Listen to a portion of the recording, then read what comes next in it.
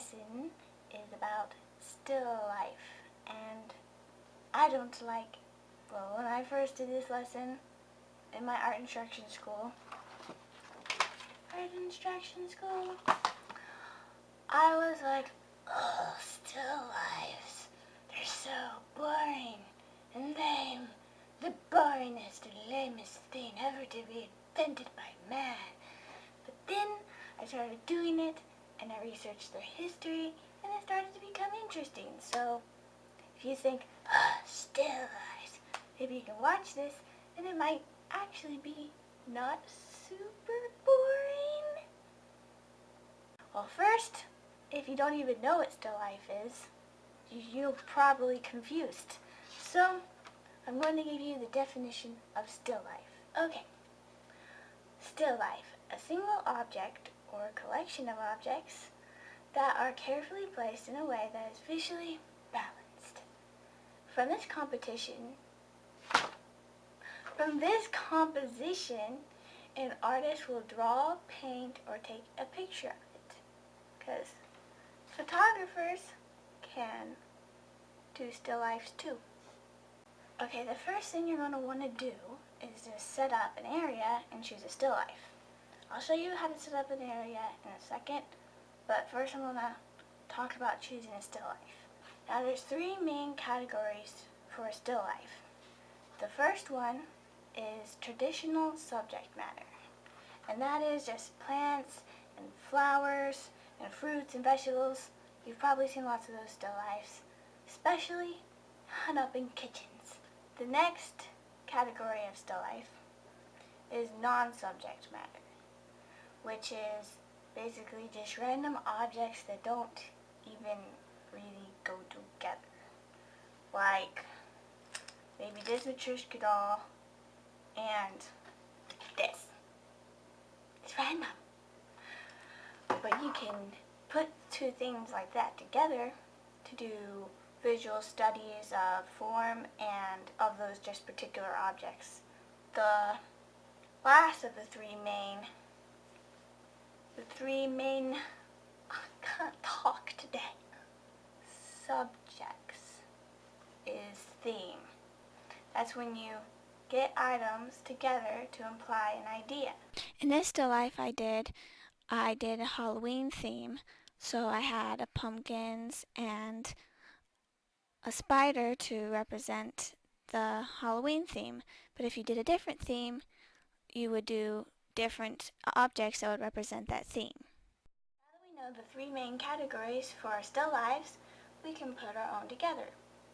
But we need an area to do that. I'm going to use my desk right here to set up the still life because it's relatively clean.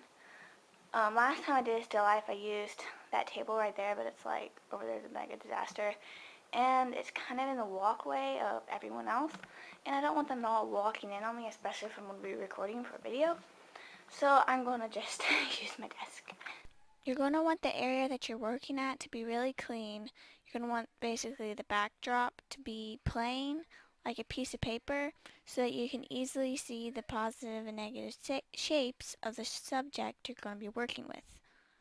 Now in my school book, they say, make sure that whoever you're doing it is comfortable, and this thankfully is comfortable, but I've realized that it's not always realistic to be comfortable when doing a still life or basically anything from life.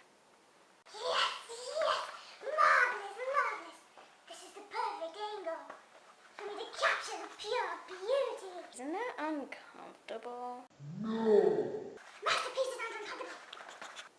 Yep. Now look around your house for objects and start setting up your still life. You're going to want to think about how you're setting it up, not just, randomly put some stuff together. Try to have it set up in a visually composed way that sort of would sit on the paper nicely, if you know what I mean. Now using your fingers as a viewfinder, you can check and see how it looks so far. See if it's looking good. Now the next step is lighting. You can use artificial light, like from a light bulb or a lamp, or natural light from the sun to light your subject.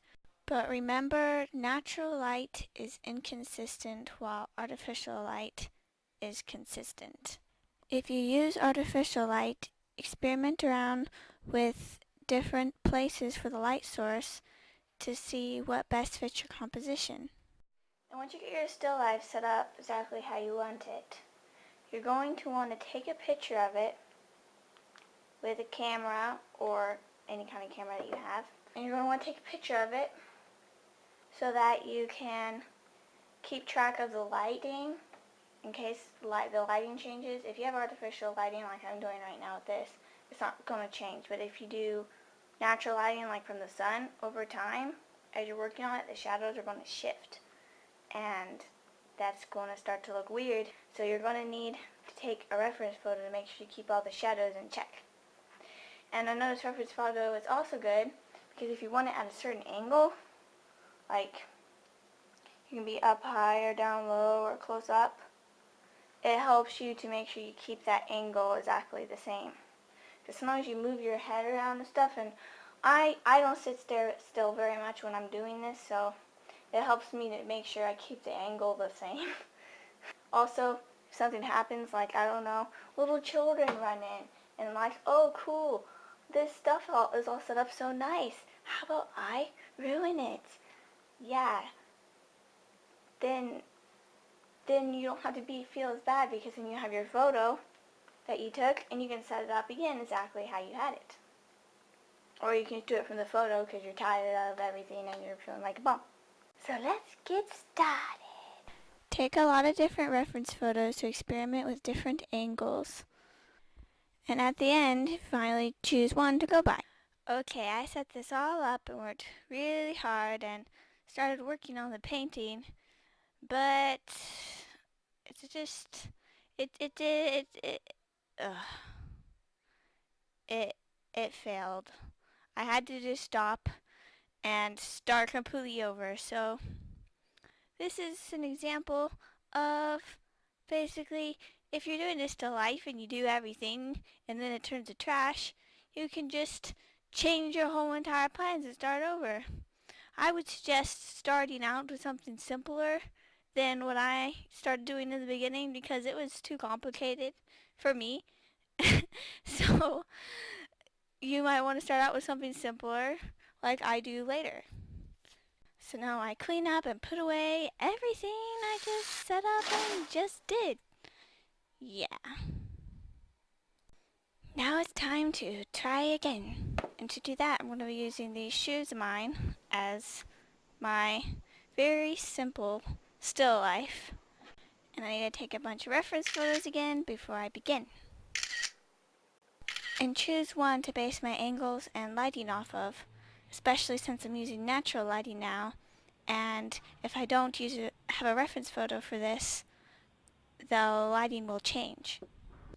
First, I put down the outline in pencil on my blue paper that I found, and I'm keeping my reference photo right by me, and I'm looking back and forth between the reference photo and the actual subject to make sure I keep the angles right, but using the actual subject to be able to see details better.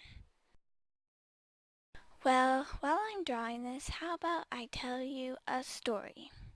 A history story. The story about still life. Now, still life dates back to the Middle Ages and ancient times, all the way back to Greco-Roman art, but didn't become a distinct genre until the 16th century, and it has remained significant since. Something that is a still life puts aesthetic, which is the sense of something that's beautiful, rather than illustrative, serving to explain something, is more of its concerns. It's more concerned about being beautiful, basically, than making sense. It's not so much for illustrating a book, it's more for looking nice in kitchens. Okay, let me pause for a second. The history of still life so I can show you what I'm doing here. I got this leather notebook to add a cool texture to my drawing, and I taped it I taped my drawing onto the leather notebook so that whenever I run my pencil across it, it will create the leather texture onto my drawing so that it helps my shoes appear leather like they are. Okay, now back to the history lesson. Now, I told you about the three main categories of still life already, which is traditional subject matter, non-subject matter, and theme. But there are subcategories in still life that have been used for many years. I'm not going to expand on all of these because not all of them are as interesting, but I'll just at least mention them and say what they are. Okay, the first one I want to mention is animal art, which is basically drawing dead animals and then sometimes drawing them alive, but the models are of dead animals. Yeah, it's pretty creepy and messed up. And the other one is botanical illustration, which is often used in like books about flowers, like flower names, or science books where they're talking about flower stuff. I don't know the sciencey names, because even though still lifes aren't as much about illustration, that particular still life is. The next one is tromper l'œil patin, which is French for deceiving, to deceive the eye. The paintings are usually realistic and create a sort of 3D illusion of whatever it's showing you. Now the last subcategory that I want to talk about the most in depth is vanitas, which is Latin for vanity. But before I go on, I want to tell you a little something about pencils. Now, not all pencils are the same. Some pencils have a harder leg or a softer one. Pencils that have an H in it stands for hard, so that lead is harder, and the harder the lead is, the lighter the pencil marks will be. And B stands for black or the soft lead pencil, and the softer the lead is of a pencil, the blacker it will be. So sometimes you might want to use different grades of pencils to try to achieve different things. Okay, back to the story of still life. Where were we at? Vanitas. Yes. Vanity of vanities, all is vanity. Now, vanitas is a still life that basically represents the fleetingness of life, the fact that life really isn't as important as the afterlife and how very short it is compared with eternity. And it has a lot of different symbols that you'll often see inside one of those paintings. And one that's really recognizable that you often see is the fact that they will actually put the verse that this sort of idea branched out of, and they will quote from Ecclesiastes, "Vanity of vanities, all is vanity," which is in the KJV. In the NIV, it means utter meaningless, everything is meaningless. And they will have icons in their paintings that symbolize different things. They will sometimes have human or animal skulls, which represent death, and then they will have rotten fruit, which represents decay, and they will have bubbles, which represents the brevity of life, and sometimes they'll have smoke or matches, and an hourglass that represents sudden death. Yes, it's very dramatic. You can see why I found this one very interesting. It's very symbolic and very dark theme. It was very popular in Flanders in the Netherlands during the 16th and 17th centuries. But now it's not really popular anymore. Other symbols that it has in it are musical instruments, which also represent the brevity or briefness of life, and fruit, flowers, and butterflies, which represent the infernal nature of life. And sometimes they'll have a peeled lemon that's supposed to represent life, how it's attractive to look at, but it's bitter to taste. And sometimes they'll also include seafood as well. So a lot of symbolic meanings in everything in their paintings. And most still lifes are very symbolic. And I found that very interesting when reading about them, because I thought they were just flowers and fruits pictures you put in your kitchen. But no, they actually have some of them have really deep symbolic meanings. And that's very interesting to me. Oh, and I have a note here on my paper. And it says that the paintings tended to be quite morbid by the 15th century. Yep. It's the message that they want to send with these paintings are that they're supposed to be reminders of the futility of pleasure and the certainty of death, which is pretty important. So I guess that's the end of the history of still life. Now you are pretty educated about this. You never knew you'd know so much about still lives. I didn't either, but look at me now. No matter how hard I pressed or how many layers I made, the pencil just wouldn't get as dark as I wanted it to go. So I ended up getting a black Prismacolor pencil, and so that I could add in the darkest darks. Darkness, no parents, really rich, kinda makes it better. Darkness, darkness.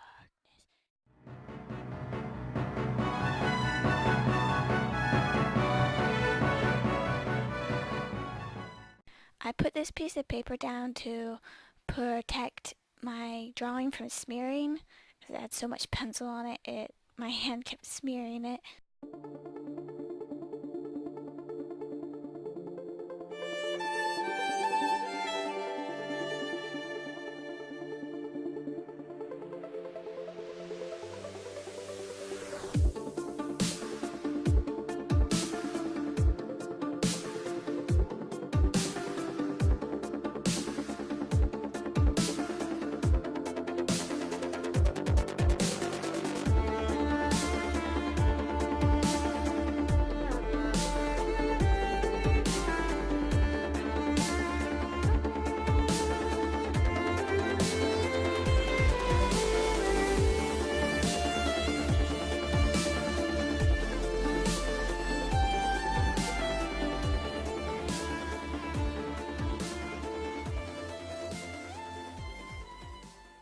And now I'm finally all finished, and I just signed my name and date it, and it is done.